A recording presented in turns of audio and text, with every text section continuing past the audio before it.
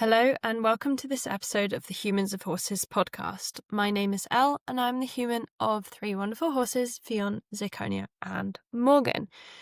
Now, this episode is a little bit different from ones I've done before. I've been reflecting on a little bit my identity and who I want to kind of be in the online space. And I think quite a few of you know that I enjoy writing as much as I enjoy podcasting. For many years, I did not write. I wrote one piece years ago called What is Winning that I was very, very proud of. And because I was so proud of it, nothing I tried to write since was ever good enough or living up to the expectations of myself that I was creating. So I had a complete writer's block and I just didn't do anything for literally years. So fast forward to almost a year ago, over a year ago, I attended the Warwick Schiller Journey on Podcast Summit in Birmingham, which I have mentioned many, many times on this podcast. But that's only because it was quite impactful on my life, as I'm sure it was for anyone else who's listening and also attended. And if you did not attend, the opportunity presents itself to attend one in the future, I can highly recommend it. From that podcast summit, I went away not sure what I was doing next in terms of who I was or what I was doing with my horses. I'd just been through some really difficult personal circumstances and that was still at that point unresolved. I was actually very scared of being online because of these circumstances, I hid myself away because I didn't feel safe. So it took courage to come back online, and I'm very glad I did, because from that I've met some absolutely wonderful human beings who are doing wonderful things with our horse companions. I also found my voice again. I created this podcast, and I also worked with the wonderful Denise Elizabeth Byron and Tanya Kindersley, and they kind of kick-started my writing. So I actually got Substack, and I've been writing on there. And I started off with this idea of 20 minutes of writing. So I was like, I'm just going to start a timer and not think. I'm just going to write whatever comes out. And that's how I sort of started. And now it's kind of evolved into more of a reflective thinking type thing. Because I did create some sub-publications, but I actually haven't really been using them. However, that's just how my structure evolved anyway, was from this 20 minutes of writing idea. So in terms of my Substack, it's all out there. You can find me as the Cognitive Equestrian, but I wanted to find a way to bring my writing to other people. I don't ask people to pay to subscribe to my writing because I just feel like giving my thoughts and my voice out to everyone free of charge, and that's a personal choice. It's the same with this podcast. I pay for this hosting myself because I just want to gift it to everyone, I suppose.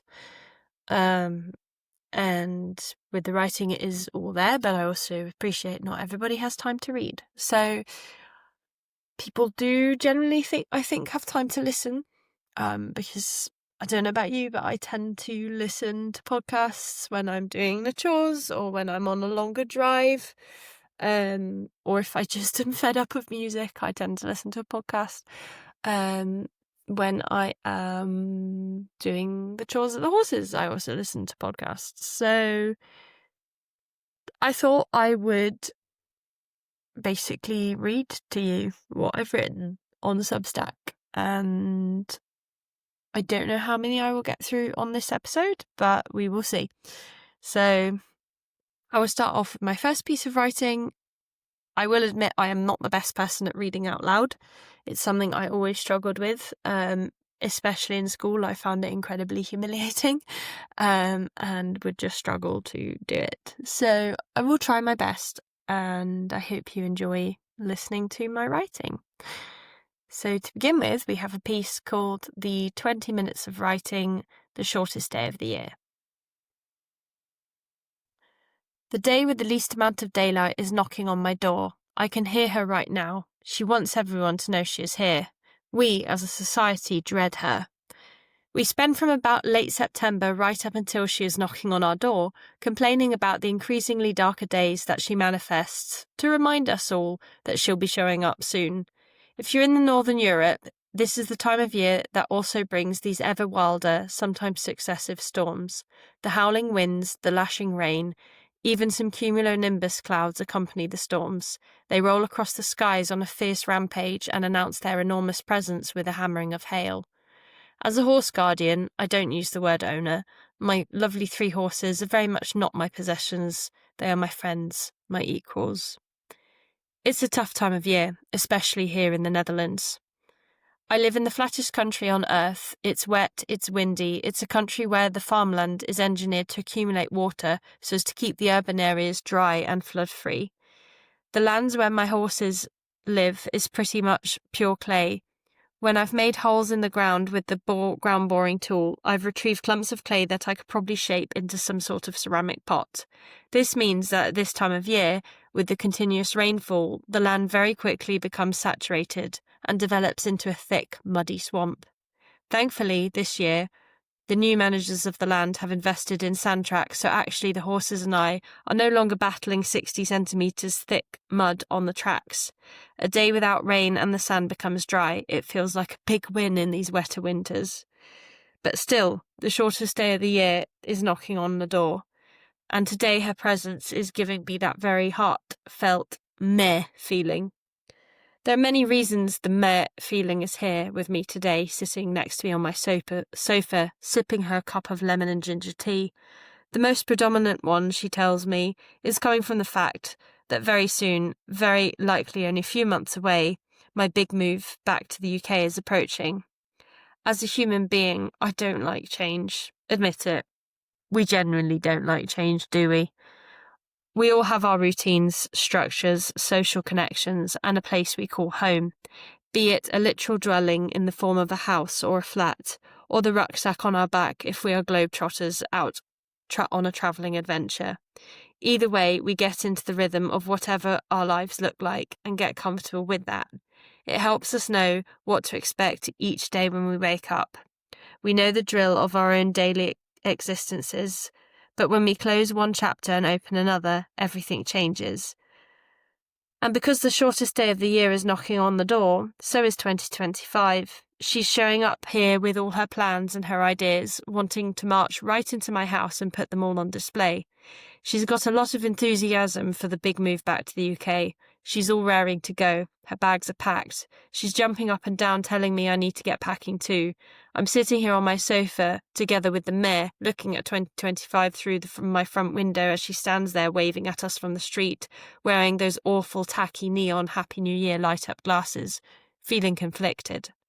Somewhere stuck between the nostalgia for 2024 and the grieving I feel and will be feeling for the life I'll be leaving behind here in the Netherlands, but knowing full well that 2025 is the time for this move to be happening, and that I am ready to go, wanting nothing more than to just pack up the whole house right now and leave before the shortest day of the year. So that piece came to me just before the shortest day of the year, and I tried to write in a way that was onomatopoeic, bringing into my writing the personification of the shortest day of the year and 2025. And it's quite funny reading this back now after everything that has happened, and knowing that 2025 has been a pretty big year in terms of shifts in so many different ways, but it has also been one hell of a journey, and I've achieved things that I didn't even think was possible a year ago. So it's pretty nice actually reading that one back. Now, the next one is called Ferryport, and it's a poem that I wrote when I was visiting my friend Laura on the island of Texel, which, to those of you who don't know the Netherlands, Texel is an island. So essentially, the Netherlands has several islands in the north part of the country, and Texel is the largest of these islands. And my lovely, lovely friend Laura moved there in 2024, in March 2024. And she is now running a manege there for people who go on holiday and want to go out on hack. So I had the absolute privilege of being able to visit her a few times, and I'm very glad I did, because I think if she hadn't have moved there, I would never have visited this island. And as I was waiting for her to pick me up, I started writing a poem. And this is it. So, Ferryport. Have you ever sat outside in a storm in complete solitude with just the squawking of the jackdaws and the howling wind? When you sit like this, you can take notice of the growing cold in your body. Your feet or hands may be the first to be overcome with it. That's cold where it hurts. Starting at the tips of your toes, your fingers go numb, moving them becomes stiff and hard. The wind continues to howl around you. I'm sat in a ferry port, seeking refuge, tucked in the corner of a glass bus stop shelter. I hear the howling wind. I hear the squawking jackdaws. I hear the pitter-patter of rain dripping off the car jetty. Making music as the drops fall, hitting the various layers of the metal structure. My hands are cold, my toes are colder. I wait, listening to the music of the stormy weather around me, rattling man's structures, reminding us that nature will not be suppressed. I sit here, in my unwild body, getting colder, aware that nature truly is wild. So I really like that one, because I was observing all of the sounds around me as I waited, and the feeling that gave me in my body, as well as appreciating the wonderful forces of nature and the very much wild self of nature, and how very much we are so unwild in our modern society. If we think back to the species that we evolved from, we were in caves, we were hunting, we had fur, and here we are with our very, very lacking fur, only a few body hairs, with skin exposed, and it gets cold, it gets sunburnt, and we have to wear clothes regardless of the season. But also because we have shame around our bodies, we hide our bodies. We're not like animals in that way, so we are very, very much unwild. So that's where that little piece came from. The next one is called Fionn the Wild. There's a theme here. Fionn was having a little bit of a Fionn moment, let's put it that way. And I was having a little bit of a what on earth am I doing with this horse moment, as I quite often do with Fionn, because he's my heart horse. And those of you who have had the privilege of meeting and getting to know your heart horse, you know that they are not the easy ones. They challenge you, they push you to evolve into a deeper, more evolved version of yourself. And that is exactly what Fionn has done and continues to do. And sometimes I'm there like, oh, Fionn. But then he can also be wonderfully sweet and kind and just so pure as a soul. So this little piece is about him. He rests, but is not resting. He sleeps, but is not sleeping. He listens, he watches, always alert. He is the sentinel, always watching, always ready to flee. Fionn is not a beginner's horse, yet he was my first horse. I once called him my heart horse because he found me. He searched me out and pulled me towards him so that I would come into his life, and he has been the driving force behind all my self-growth. We've been on a heck of a journey. It's one I really hope to write about in a book, so I won't divulge on that here. But what I will say is that he is not easy. He has a big heart, but puts it out there at the cost of his own well-being, always concerned with others and what is going on around him, not able to be present, grounded in his own body. Over the course of this year, we've made some really big steps. In the summer, he was doing awesome. We made great progress with our liberty language. He was able to focus on me, respond when I asked for bigger energy, and would come right back to the smaller energy. The expressive and the humble, the bold and the regulated. His bucket had got so much bigger, and I was so proud of him. But then autumn came, and something had shifted. He became wild and would fight any time I asked him to be in his body. He does not want to go there. Instead, he is like a child throwing toys around the playroom in a wild expression of not being okay. Liberty has proven dangerous at times. He fights connection. It's either a refusal to relax and tune into me, or a play that becomes dangerous and explosive. I've tried various changes in his management and I've given him a break. He now wears a blanket, which I think helps him be more in his body and less in the outside world. We've tried absorbable magnesium and now valerian, and I thought these changes were helping until today. I was about to wrap things up at the horses and head home when I decided to just go and see Fionn to check in with him.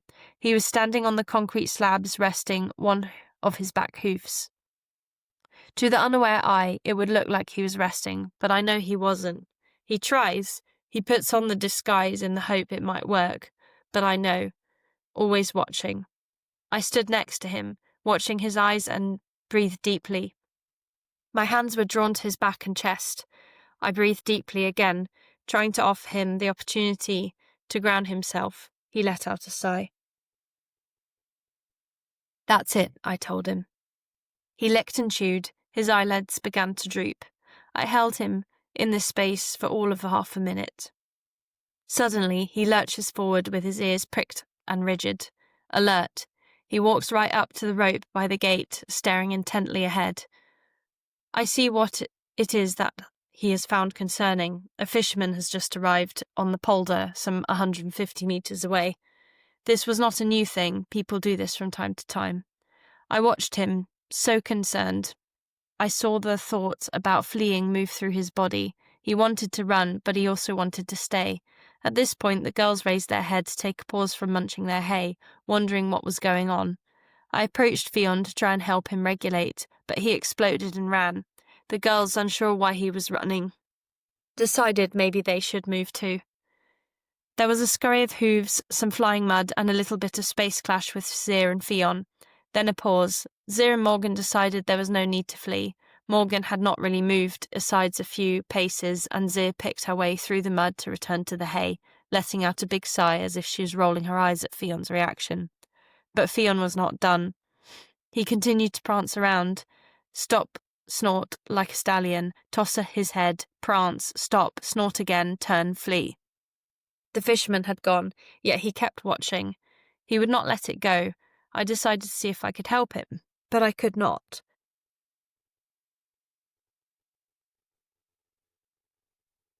He fought it. He was so concerned still, with the fisherman that was no longer there. My heart sunk. I felt deflated. All this progress I thought we had made, the expanding of the bucket, the self-regulation, today it felt like it had not really happened. The question what is best for Fionn came up for me again yesterday, along with a big feeling of disconnection between me and him. This disconnection had been growing perhaps the last month or 2 months. I don't currently know what it means for us going forward, but it does bring on an uncertainty. It feels like what once was giving us alignment now isn't. I'm someone who likes to be grounded and regulated, so to try and help a horse that fights what you are offering makes it difficult. It stops the flow. Fionn is a horse who feels so deeply that it is his job to be the sentinel. Once he has decided to do so, he takes it so seriously, so to heart. Yet he does so at the cost of his own mental well-being. There is no telling him not to do it. He has done it before in his previous home, and now this winter he has once again taken on this job to protect his 2 mares, who have clearly told them they are perfectly capable of taking care of themselves, and his 4 neighbours. No one asks him to do it, he just does it. I've tried to help him because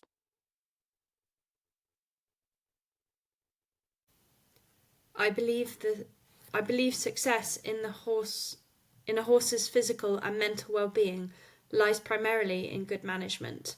The benefits from training and working with your horse come second.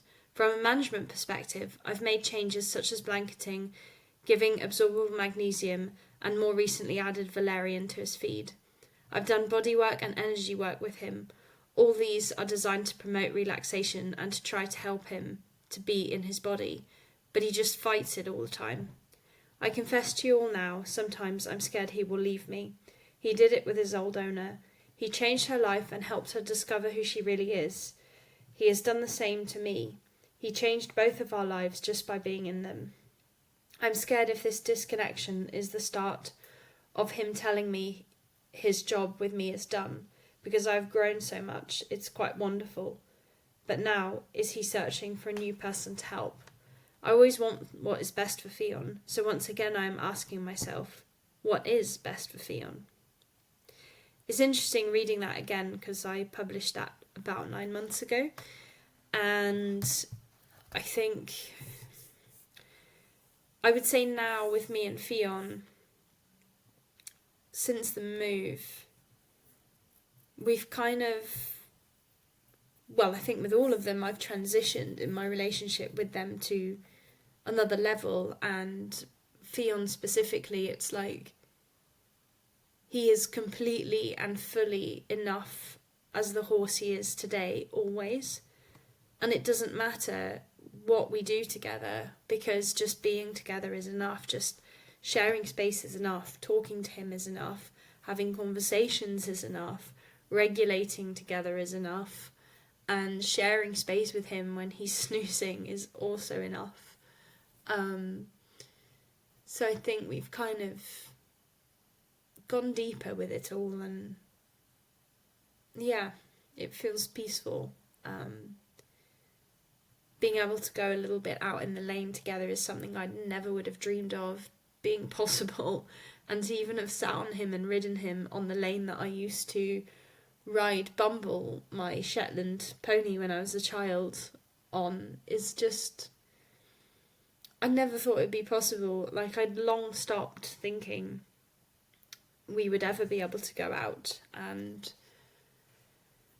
do that. And here he is, just in the UK, and as his old owner said to me, you know, he deserved a chance at full happiness, and I feel like he is now receiving that full happiness, and it's really beautiful. So there's my little penny's worth on Fionn and I and where we're at currently. I think I'm going to read one more piece for now, because this episode is now heading over towards being about half an hour long. So this next piece is called Dear Skiing. I used to be a skier for Great Britain, in alpine skiing, and it was a huge part of my life until I was about 19 when I took the decision to retire. And last winter at Christmas I got to go back to where I grew up, because I grew up half between France and the UK, and I just had a little piece to write on the 26th of December last year about skiing, so I will share it with you and then share my thoughts as I have done with the other pieces. So, dear skiing, 10 years ago I wanted absolutely nothing to do with you. My spirit and my heart had been broken, my confidence shattered, my drive destroyed. I was done.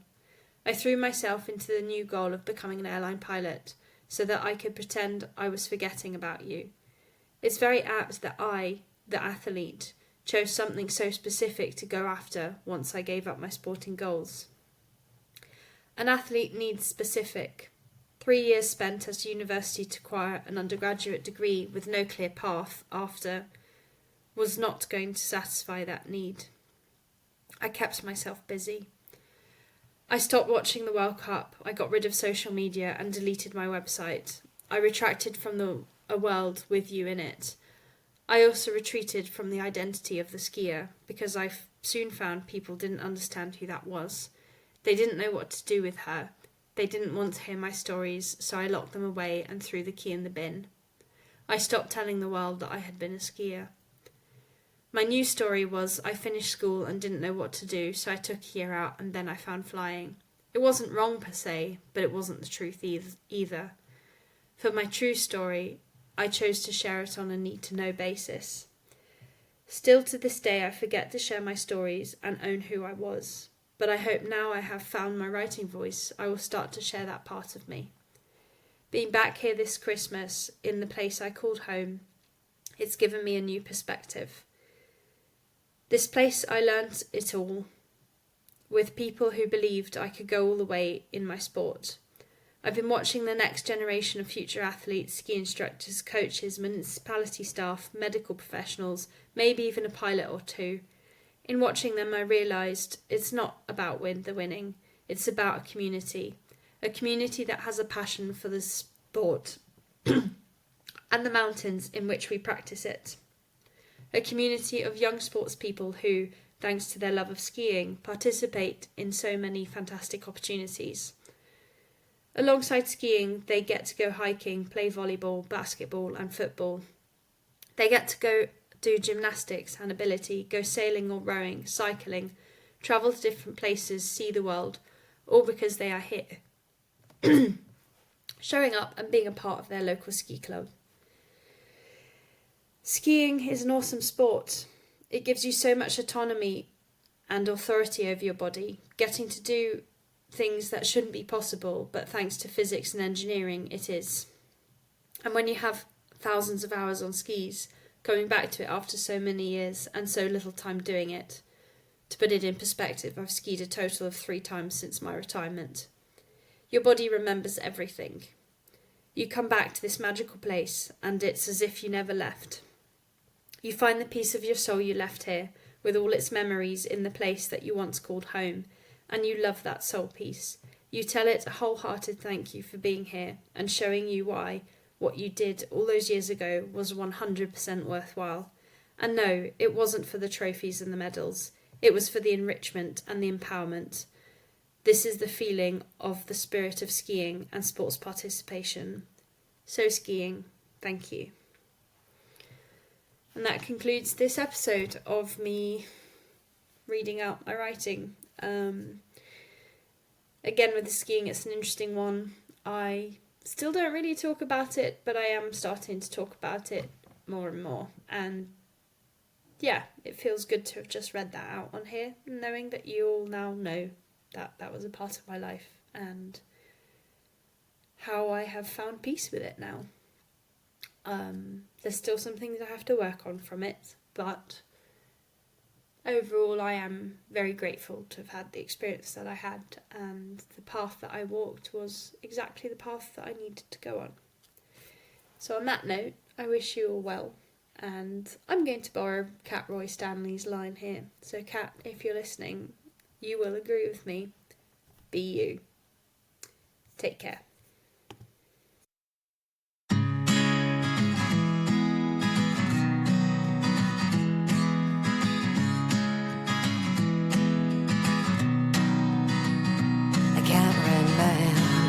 Time before you walked into my life, you took the broken parts of me and made it all alright. There's an easiness to your grace that I will never know, and every day this feeling only grows, and every moment with you just bleeds into one. Your easy smile greets my eyes just like the morning sun, a reflection of my soul, one heart that beats for 2. Just know my love that I will carry you.